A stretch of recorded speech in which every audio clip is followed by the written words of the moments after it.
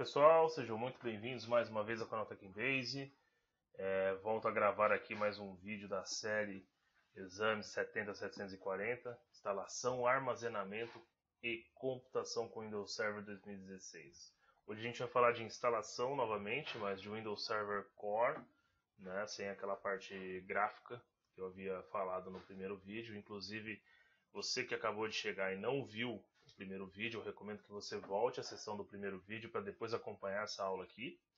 Se você não é inscrito, por favor, se inscreve aí no canal. Vocês podem ver aí, 756, não é nenhum absurdo de inscritos, mas eu quero chegar em 800 até o meio do ano, essa é a minha meta. Então me ajuda aí, se inscreve no canal, dá um like no vídeo se você gostar, dá um dislike se você não gostar também, pode comentar se você não gostar, pode comentar se você tiver dúvidas, eu estou aqui para responder. Pode comentar para elogiar também, se você gostar do vídeo, o seu elogio também é muito bem-vindo aqui no canal, tá? Antes de começar o vídeo de hoje, eu quero falar sobre algumas informações da prova, né? Primeiro que ela custa 100 doletas e o dólar não tá uma coisa muito bacana, mas tudo bem, a gente dá um jeito. Os pontos que a prova aborda, eu queria falar aqui um pouco sobre a porcentagem de cada uma e a relevância dentro da prova, né? Então, quando você vai fazer um exame Microsoft, se você está indo fazer pela primeira vez, você vai ter uma série de perguntas, acho que em torno de 60 perguntas, e um tempo, acho que de 2 horas e 40, quase 3 horas de prova. Eu não sei como é que estão as provas de Windows Server ultimamente, mas é basicamente isso, né, que a gente fala de tempo de prova. E o que a Microsoft exige do recurso, né, do candidato que está indo ali fazer a prova? Ela exige que o recurso atinja os requisitos de instalação, nessa prova em específico, né? Instalação e implementação de soluções de armazenamento, a gente fala de armazenamento disco, implementação do Hyper-V, implementação de containers do Windows, a gente vai falar sobre isso aqui também nas próximas aulas, implementação de alta disponibilidade e manter e monitorar ambientes, desculpa o solo, gente, de servidor. Então, pensando aqui em relevância, a gente tem na parte de implementação de alta disponibilidade cerca de 30 a 35% de relevância dessa prova. O que isso me diz, formiga? Isso diz que você tem que dar foco nesse tópico, porque vai cair bastante coisa sobre implementação de alta disponibilidade. Clusterização, isso vai cair muito. 20 a 25% de relevância no Hyper-V. Então quer dizer que você precisa estudar também, dar bastante foco aí no Hyper-V. Se a gente for fazer uma análise fria, a gente está falando de entre 50 e 60% da prova, basicamente, em 2 itens. Você precisa de 70% de acertos para poder passar, né? São 1000 pontos, você precisa de 700 pontos para passar. Então, 60% da prova estão em 2 tópicos, onde você precisa dar bastante foco. E aí você pode minimizar o seu foco, mas não deixar de estudar, obviamente, a parte de instalação, a parte de pré-requisitos e tudo mais, a parte de armazenamento. Então são itens mais simples, né, para você absorver de conhecimento. E os mais complexos, que são os mais exigidos, são esses dois que você vai acabar dando foco maior no seu estudo, tá? Então, falando aí de possibilidades, aqui você consegue se basear e ter uma análise do que de fato vai cair na prova e qual é a relevância de cada item na prova, tá? Bom, voltando a falar aqui do nosso laboratório, hoje a gente vai fazer a instalação de Windows Server Core. Para quem não lembra do primeiro vídeo, nós instalamos a versão do Windows Desktop User Experience, onde tem toda a parte gráfica, eu falei sobre essa questão. E o Windows Server Core é quando eu instalo somente o modo texto. Então é um servidor mais simplificado, somente algumas funções podem rodar nesse modelo. Você vai trabalhar sempre com PowerShell ou o próprio MS-DOS para poder configurá-lo, né? Você não vai ter uma parte gráfica.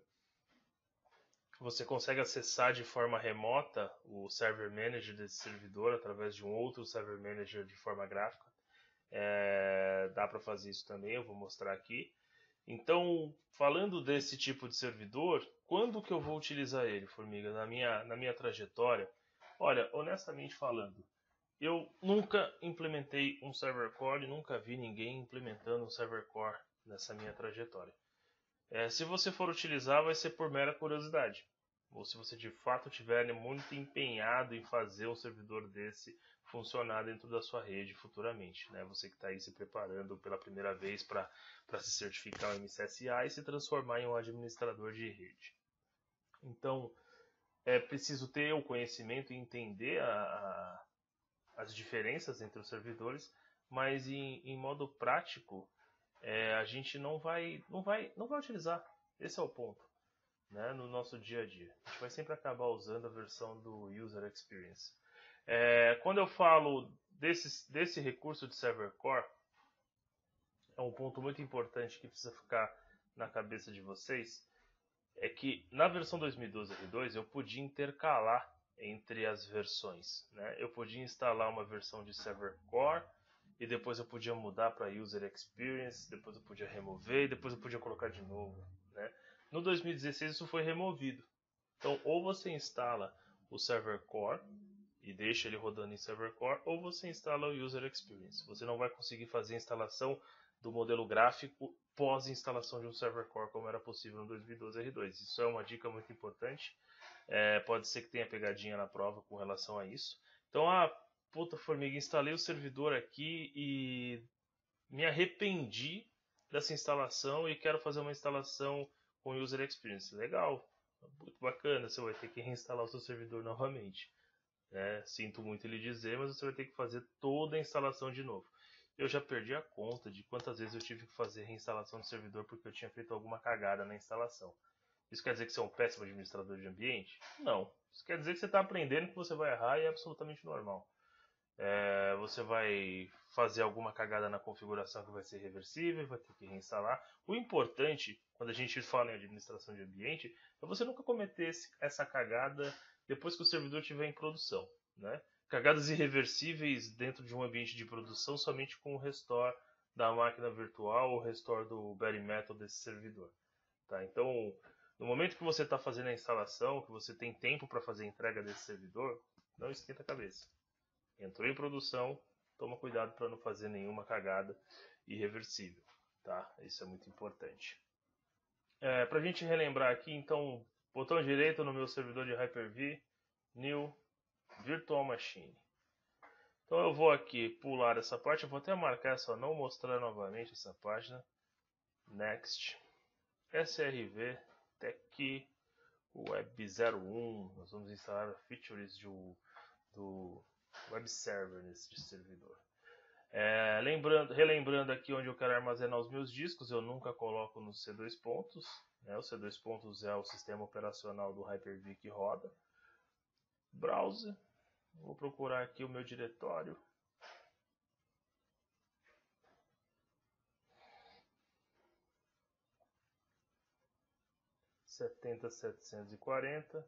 Vou criar uma nova pasta. SRV Tech Web 01. Para quem não lembra, essa nomenclatura eu padronizei aqui para o meu ambiente. Você pode definir a nomenclatura que você achar melhor e que você se identifique, tá? Não tem problema nenhum, desde que você não se confunda no momento das aulas, tá?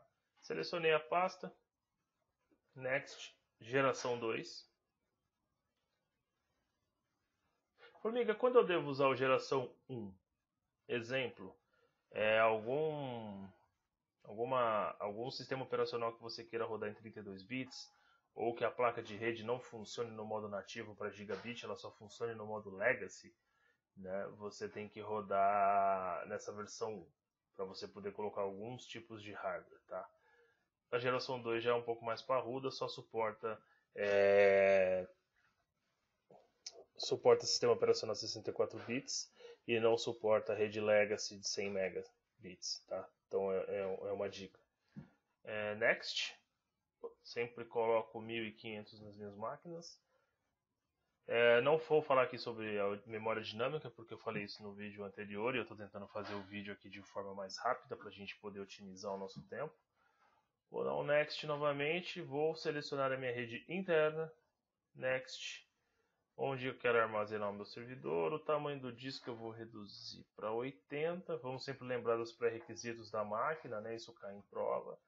Eu sempre coloco o nome do meu disco como o C para sistema operacional, assim em uma manutenção eu não me perco. O que acontece muito com administradores inexperientes em ambientes de virtualização? Isso é muito importante. Quando eu crio uma máquina com essa nomenclatura, e aí eu crio um outro disco com outro nome para ser o D2 pontos, quando alguém entra nesse ambiente, esse ambiente não está padronizado, ele acaba se perdendo para administrar. Então ele precisa fazer uma manutenção em algum disco, ele não sabe se esse disco é o C2 pontos, se esse disco foi criado temporariamente.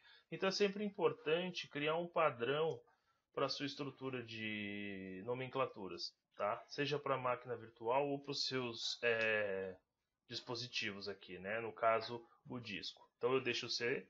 Sempre que eu for mexer nesse disco, eu sei que eu estou mexendo no disco do sistema operacional da máquina.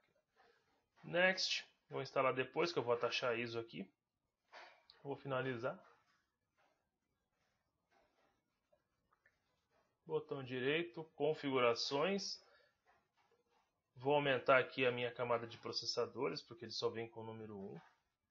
Opa, ele não pegou. Botão direito, settings. Vou colocar 4 núcleos. 1,5 GB. Lembrando aqui, nunca vem com CD-ROM, eu tenho que inserir, então eu clico no iSCSI Controller, DVD Drive, ADD. Onde está a minha imagem, né? Eu vou buscar aqui na minha estrutura.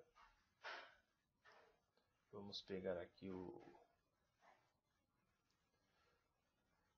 esse cara. Vou dar um Apply. E vou vir aqui no Firmware Boot e mudar a sequência de boot do meu sistema operacional. Legal, criei a minha máquina, vai ser um Server Core. Vou dar 2 cliques nela para conectar. E vou dar um Power On aqui para a gente poder começar a nossa instalação, tá? O processo de instalação não muda referente ao modo gráfico, então você vai seguir passo a passo todos os itens, né, de uma instalação de um sistema operacional convencional. E nós vamos falar do modelo de instalação somente na hora de escolher o sistema operacional. Está subindo aqui a estrutura para a gente fazer isso. Vou escolher o idioma o inglês, porque eu baixei a ISO em inglês. Lembrando, o sistema operacional, o Windows Server, gente, sempre em inglês, tá? Português Brasil. Poxa, Formiga, mas por que não em português? Poxa, você de fato está se habilitando a estudar uma plataforma globalmente utilizada. O inglês é a língua mais falada no mundo. E você tem que aprender. Inevitavelmente você vai ter que aprender inglês para poder se tornar um bom administrador de rede, tá, gente? Não adianta se iludir, achar que você vai encontrar ambiente com Windows Server em português. Achar agulha no palheiro. 99,9% dos ambientes tem o sistema operacional em inglês, tá? Next. Install now. Estou passando mais rápido aqui porque a gente já abordou esse ponto na primeira aula, tá, pessoal? Então eu vou tentar ser o mais breve possível nas demais aulas, tentando dar algumas dicas. Como esse ponto de instalação a gente já falou lá na primeira, vamos seguindo em frente. Vai carregar aqui o meu wizard de instalação. Então eu tenho aqui o Desktop Experience, que eu já fiz a instalação, e eu tenho o modelo Data Center Server Core. Eu tenho também o meu modelo standard. Aqui ele fala, né? Esta opção é recomendada para reduzir o gerenciamento e os serviços por instalação. Precisa rodar os servidores com Server Rules and Application. Isto não inclui a GUI, que é User Interface. Você pode gerenciar o servidor localmente ou remotamente com Windows PowerShell ou outras ferramentas. Para mais detalhes, é o Windows Installation Options. Então, o que ele está dizendo aqui? Que essa opção ela reduz o gerenciamento. Você pode gerenciar com o PowerShell ou gerenciar através de outras ferramentas de outros servidores com a camada de User Experience, né, Desktop Experience. Eu vou mostrar isso quando a gente finalizar essa instalação. Vou clicar em Next, ele vai fazer todo o processo de validação, vou aceitar os termos. Instalar ou fazer um upgrade, na verdade, né, de um Windows já existente, não é o caso. Eu quero fazer uma instalação customizada. Eu continuo tendo apenas um disco aqui.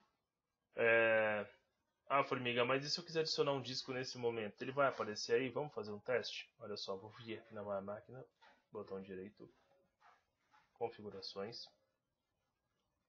Vou adicionar um hard drive aqui. Então eu quero fazer um novo disco. Legal, Next. Aqui a diferença a gente vai falar mais na aula de Hyper-V, mas dando um overview básico, Fixed Size, ele quer dizer que se você criar um disco de 80 GB, ele vai ocupar 80 GB do seu disco físico. Então a unidade virtual, que é o VHDX, vai ocupar aquele tamanho dentro do seu HD físico. O dinâmico, então, ele se expande conforme o crescimento da máquina, né? Você cria um disco de 80 GB, mas ele não começa consumindo 80 GB do seu disco físico, e conforme você for colocando informações nesse disco virtual, ele vai expandindo e vai ocupando o espaço. É o modelo mais utilizado porque você acaba não utilizando todo o recurso. Tem que tomar um pouco de cuidado com isso, porque se você colocar todos os discos como dinâmico e perder a noção de quanto de fato de espaço você tem no seu ambiente, você pode estourar o seu storage e perder aí acesso a alguns servidores. Então, sempre tem que estar monitorando o quanto que eu estou utilizando de fato da minha storage. Às vezes eu posso ter um servidor lá com pouco espaço de uso, mas a minha storage já está abarrotada e não aguenta mais nada. O diferencial, a gente vai falar um pouco disso sobre criação de modelos de Windows dentro do Hyper-V. Então é quando eu uso um disco fixo como modelo e faço a implementação diferencial em um outro disco, né? Então vamos imaginar que eu tenho um modelo de Windows Server 2012 que eu montei uma imagem e quero deixar aqui como um disco fixo. Quando eu crio uma máquina virtual e aponto o disco para esse disco fixo, eu aponto um outro disco diferencial. Esse disco diferencial vai ocupar pouco espaço, porque são somente alterações daquele servidor que ele vai somar. Então ele se baseia na imagem do disco fixo. Então vocês vão ver na prática como é que isso funciona, é bem bacana porque você consegue criar suas máquinas virtuais de forma muito rápida e o sistema operacional já fica instalado. Eu vou manter esse disco como dinâmico, vou dar um Next. Lembra que eu falei, eu sempre crio uma nomenclatura porque vai ser a letra desse disco, eu vou colocar a letra E e eu vou escolher o lugar onde eu quero salvar esse VHDX. Legal, vou deixar dentro da pasta do servidor, né? Se eu tiver uma outra unidade separada, fazer uma reestruturação de discos, eu posso colocar em outro local sem problema nenhum. Vou dar um Next. Vou colocar aqui 80 GB. E vou finalizar. Aplico. A quente, tá? A máquina está ligada e eu estou inserindo um outro disco. Refresh.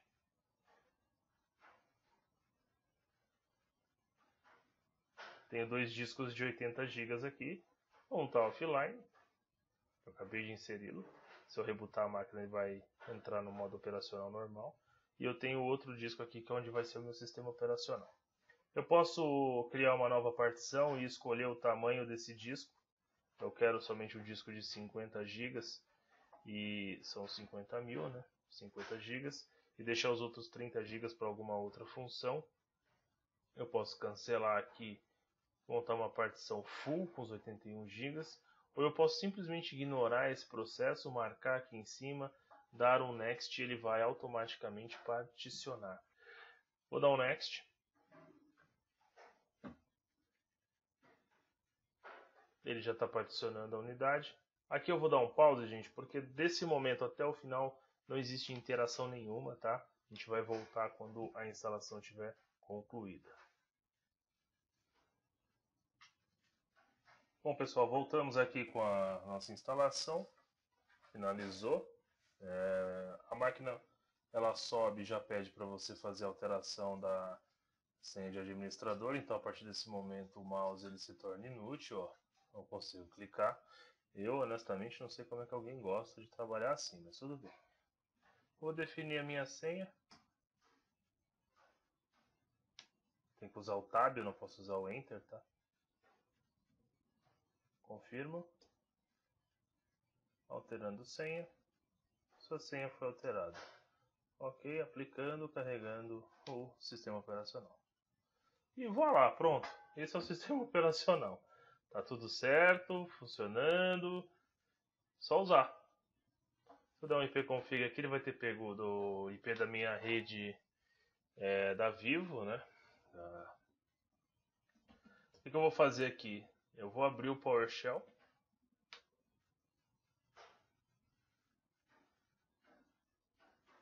Pronto, carregado. Ó, já entrou. Eu posso já rodar os comandos de PowerShell. Então, subi a máquina, instalei. Tá tudo pronto? Não, eu vou ter que fazer a configuração do endereço de IP, inserir essa máquina no domínio e tudo mais. Então eu subi o PowerShell aqui. Deixa eu só dar uma conferida aqui no meu guia, tá, gente?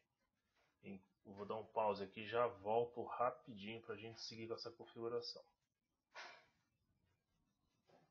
Bom, pessoal, voltando aqui, eu preciso primeiro colocar um IP dentro desse servidor, né? Setar as suas configurações de rede para poder inserir essa máquina dentro do domínio. Né? No caso, colocá-la dentro do domínio techinbase.local que nós definimos na primeira aula. Para fazer isso, eu vou usar alguns comandos aqui do PowerShell. Primeiro, eu preciso entender quem é o meu adaptador. Então, get-netadapter. Ele vai me mostrar a interface de rede, se ela está up ou se ela está down, o nome dela, a descrição da interface, o interface index e o status, o MAC address e o link speed. Então ela tem um link speed de 100 megas porque o meu switch é 100 megas. Bom, beleza. Para fazer a inserção, a primeira coisa que eu vou fazer aqui é um new traço interface, traço net IP address, traço interface index. No caso aqui o meu interface index é o número 3, ó. Vou colocar aqui o 3. Vou inserir o traço IP address e vou colocar o meu IP. No caso 172.16.0. Como o primeiro servidor foi com o IP 10, o segundo vai ser o IP 11. Tá?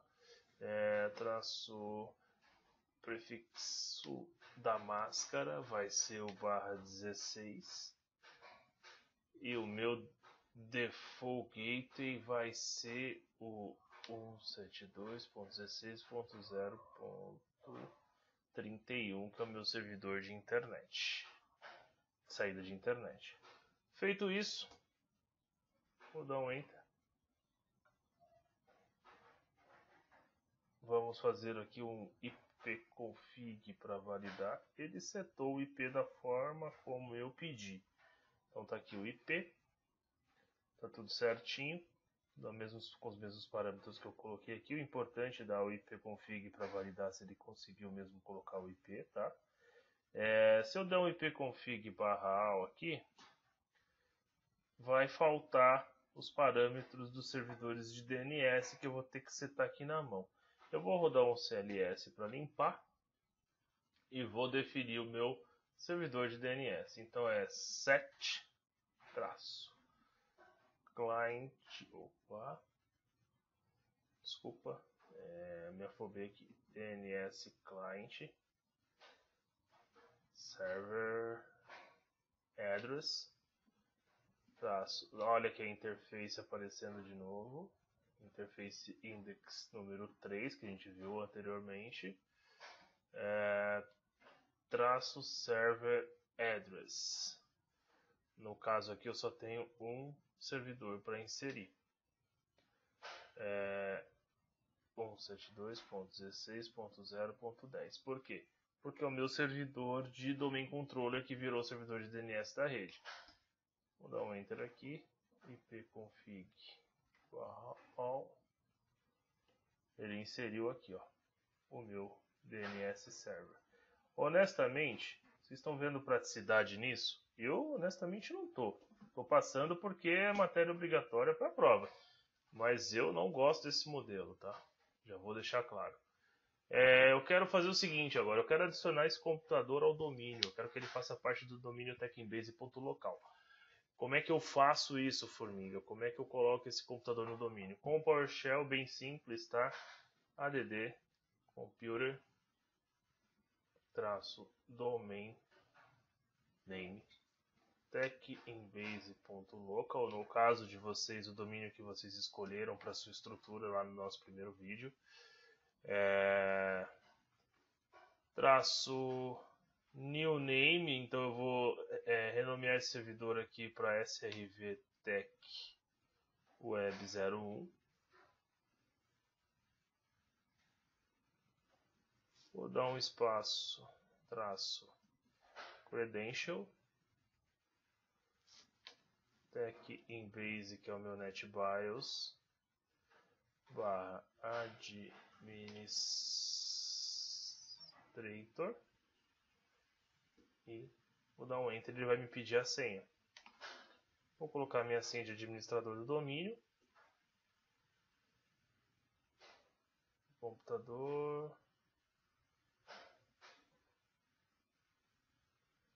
o nome falhou com a seguinte mensagem: o serviço diretório está ocupado. Então a gente vai ter que fazer um rename nesse cara depois do boot dele, tá? Sem problema nenhum bicho de 7 cabeças. Eu vou dar um reboot nele, então eu vou dar um shutdown, espaço -R, eu faço um boot. Se eu fizer um shutdown /interrogação, ele vai me dar as opções aqui, ó. Como é que eu posso dar esse shutdown? Tudo que eu quero fazer dentro de um servidor server core ou via linha de comando, eu dou o comando /interrogação para ver quais são as opções que eu tenho. Então, se eu quero dar um reboot, full shutdown restart computer /R. Se eu quero desligar o servidor, /S. Se eu quero fazer um logoff, /L. Nesse caso eu quero dar um reboot, /R. Ele vai restartar. Seguimos a vida. Vou dar uma olhada lá no nosso... coloquei um barra, desculpa gente. -R. Tá escrito do lado. Ele vai dar o boot. Legal. Vamos dar uma olhada aqui no meu servidor de domain controller. Se eu abrir aqui o gerenciamento do Active Directory, vocês vão identificar que esse servidor já faz parte do domínio. Eu já posso gerenciá-lo, colocar GPO, enfim, né? Definir aqui as políticas. Assunto mais para frente, para quem está começando agora, mas para quem já conhece, sabe do que eu estou falando. Ó, já está aqui, mas o nome continua o mesmo, né? Ele deixou o nome genérico, a gente faz um rename aqui daqui a pouco. Bom, beleza. Enquanto ele boota, eu vou dar um pause e daqui a pouco eu estou de volta. Bom, pessoal, voltamos aqui. O servidor já subiu. Vou dar um Ctrl Alt Del para colocar minha senha de administrador. Logado, funcionando. Vou abrir o PowerShell. Sobre como é o PowerShell, vou fazer o rename desse cara. New traço name. Anotei o comando aqui, peraí. Para não esquecer. Fui buscar ali a informação do nosso amigo. Rename computer. New name. Vou trazer aqui para o meu servidor que fica mais fácil. Não é demérito, tá, gente? Pesquisar nem um pouco. O importante é você saber o que você está pesquisando, tá? Como eu disse, eu não gosto desse modelo de atuação de servidor, então eu acabo apelando aqui pro meu amigo Google. Mas não é nenhum demérito fazer uma pesquisa de vez em quando. Vamos lá. Rename, computer, traço, new name, srv, acho que coloquei entre aspas aqui para ficar mais completo. srv-tech web 01, traço, domain credentials, techbase /administrator, e já vou pedir para ele dar um boot na sequência, tá? Traço restart. Vai pedir aqui ele tá dando o user password está incorreto. Parabéns para mim. Digita direito, formiga, digita direito. Gente, desculpa, mas o sono tá foda. Agora vai. Maravilha. Trocou o nome. Vou vir aqui no Domain Controller. Pumba. Nome alterado, servidor padronizado. Tudo bonitinho. Beleza. Feito isso, então instalei o Server Core. Fiz a configuração no domínio. Fiz a configuração de IP. Placa de rede completa. Coloquei ele no domínio. Alterei o nome dele. Legal.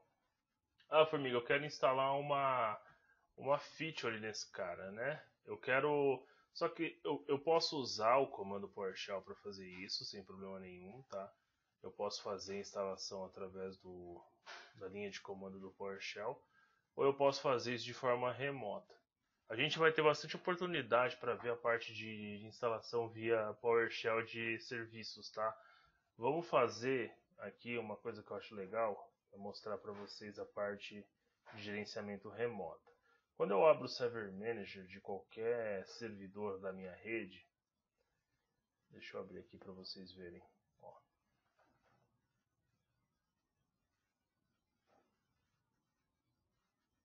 Eu posso fazer tanto no local server, ó,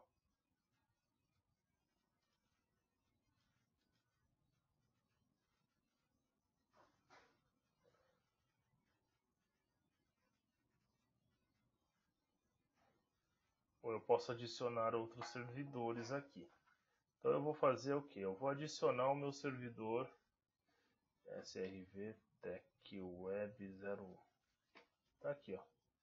Como eu já sou administrador e estou logado, ele vai conseguir conectar sem problema nenhum no servidor remoto que eu estou buscando.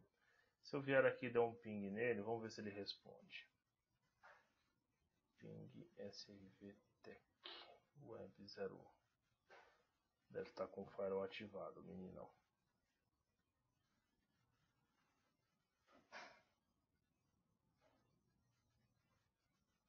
Por isso que ele não conectou.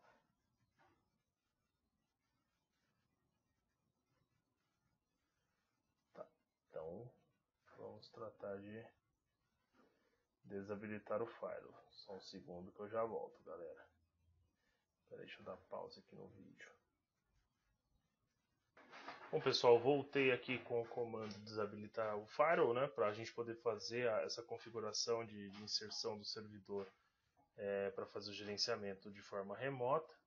Então, o comando é o set-netfirewall-profile, espaço, -profile, espaço, domain, public, private, espaço, -enabled, false.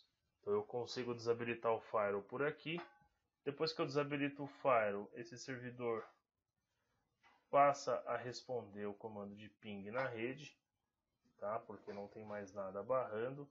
Eu volto aqui em Manage add server srv-tech web 01 e voilá, cá estamos, instalamos aqui o servidor, colocamos na verdade o servidor, all servers, eu vou ter o servidor aqui, ó, online, funcionando. Eu posso reiniciar esse servidor, eu posso abrir o Computer Manager desse servidor, ó, e dar uma olhada no que tem de configuração do Computer Manager. Então eu não estou acessando o servidor local, eu estou acessando o servidor remoto, que é o web, que é o modelo Core, né? Então eu posso ter algumas funções de administração aqui. Eu posso rodar o Windows PowerShell nele, então eu posso aqui, ó, colocar um PowerShell, ele vai conectar diretamente naquele servidor. Ó, já está conectado o local. Deixa eu dar um host name aqui, vocês vão identificar quem é o servidor. Ó. Se eu rodar um ipconfig, eu estou vendo que é o servidor que eu configurei o IP.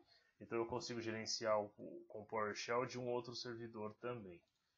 Tá? Basicamente é isso. Eu posso remover, eu posso adicionar roles ou end features aqui. Então, quando eu falo de um server core, ó, aqui eu escolho qual servidor eu quero fazer a instalação. Ó. Legal? Destination Server é o Web01. Ele tem as roles bem limitadas, o que eu posso de fato instalar nesse servidor. Bem diferente da lista, quando eu seleciono um servidor com User Experience. Olha só como a lista aumenta, eu coloco mais funções nesse servidor. Então essa é uma limitação do Server Core. Né? Então, quais são os produtos que eu posso rodar nesse servidor? Remote Desktop Services, Remote Access, eu posso usar um Web Services, enfim, DHCP, DNS, um Active Directory Domain Service eu consigo colocar, um File Server eu consigo também rodar nele. Eu consigo fazer poucas coisas com esse servidor. Tá? Por isso, quando eu falei na primeira aula, você tem que saber muito bem o que cada servidor vai fazer, para você poder colocar a função certa nele e ele ficar operacional. Então, nesse caso, vamos escolher uma feature qualquer aqui, e a gente vai removê-la depois. Eu vou colocar um web server nele. As features estão todas aqui. Web server, role services já estão setados. E eu vou instalar. Ele já está fazendo a instalação no servidor remoto. Tá? Então eu não preciso necessariamente fazer sempre uma gestão via linha de comando. Eu posso fazer de forma gráfica também, tendo um server core na rede. Mas os primeiros passos de um server core você vai ter que fazer via linha de comando, que é setar o endereçamento IP, setar o nome, colocar no domínio, desabilitar o firewall para ele ficar acessível. Então, tem alguns passos que você precisa seguir. Eu vou dar mais um pause aqui enquanto ele roda essa feature e daqui a pouco eu volto. Só um segundo. Bom, pessoal, fiz a instalação. Vou dar um close aqui. Vou dar só um restart nele para validar. Deixa eu te dar o espaço "-r", espaço "-t", espaço 0, quer dizer que eu quero reiniciá-lo sem tempo. Então ele vai botar na hora. Tá? Vou botar de forma rápida aqui.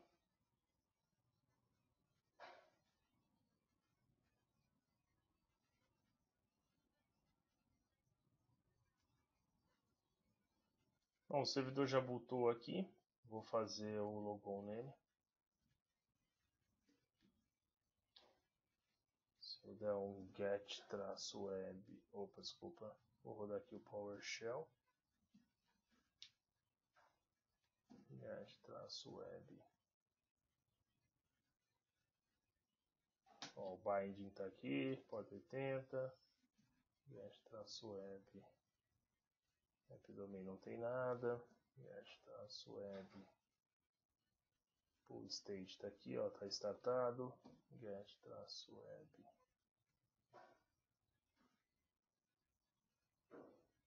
Deu erro aqui na hora de buscar porque não tem nenhum certificado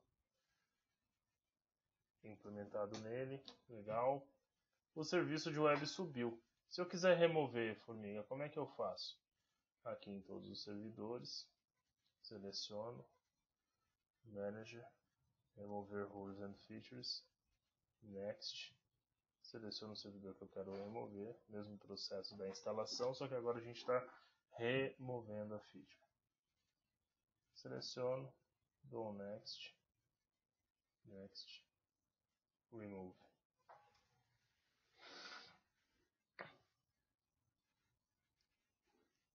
A feature está sendo removida, vou dar um pause mais uma vez, quando finalizar a gente volta. Bom, a feature foi removida, ó. Legal. Vou dar um restart no servidor por aqui, ó. Já botou, fiz de forma remota, tá vendo? Então eu consigo gerenciar um server core. Mais uma vez, Formiga, eu vou utilizar o server core? Não, você não vai utilizar, de verdade. A não ser que seja para uma função muito específica ou que você queira de fato utilizar. Uma dica que eu dou, cuidado com o ego. Né? Quando você começa a administrar um ambiente, você quer provar o seu conhecimento, o seu potencial, que você consegue fazer as coisas, você acaba colocando coisas dentro do ambiente que você nem precisaria colocar. Ter um Windows Server Core, qual que é a diferença para o seu ambiente hoje? Eu não vejo nenhuma. De verdade, o que você pode ter é, se você não tiver, vamos supor, eu não tenho hardware suficiente, Formiga, eu preciso colocar um server core, tudo bem, aí você pode colocar um server core, mas se você não tem hardware suficiente, se você está precisando de começar a economizar recursos, você tem um outro problema a resolver. Você tem que começar a pensar por que você está ficando sem recursos, se você precisa expandir a sua infraestrutura, ou você precisa fazer um resize do seu ambiente, será que seus servidores não estão superdimensionados, né? Pensando nesse lado. É um módulo que eu não vejo muita graça, vou ser bem franco, mas a gente precisa passar por ele, então a instalação do Windows Server Core é o tópico de hoje, eu queria abordar a parte de instalação. A próxima parte a gente vai falar de migração.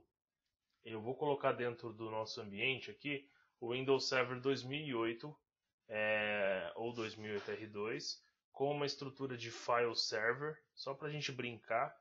E eu vou fazer um processo de migração em place para vocês verem como é que é o processo, fazendo o upgrade dentro do próprio server para ver o que acontece. E depois a gente vai fazer um modelo de migração side by side, né, que é pegando o file server de um servidor 2008 e migrando para um file server um servidor 2016. Então pegar os arquivos de uma estrutura e mover para outra, tá? Bom, a aula de hoje vai ficar por aqui para a gente não se estender muito. Eu tinha um compromisso aqui interno de fazer com menos de 45 minutos. Acredito que eu consegui atingir esse prazo. Você gostou do vídeo? Por favor, dá um like aí no vídeo. Se você ainda não está inscrito no canal, por favor, se inscreva. Compartilhe o vídeo com quem você achar que deva. O conteúdo é gratuito, está disponível aí para quem quiser aprender, tá? Eu vou me despedindo por aqui, peço desculpas, né, pela falta de empolgação da última aula, mas é que o sono tá pegando pesado, já são quase meia-noite, amanhã acordo cedo e ainda tenho algumas coisas para fazer, mas é isso, eu espero que vocês tenham gostado do vídeo, conto com a presença de vocês aqui para os próximos. De novo, se você não viu o vídeo número 1, volta lá para o vídeo número 1, acompanha desde o início, é muito legal.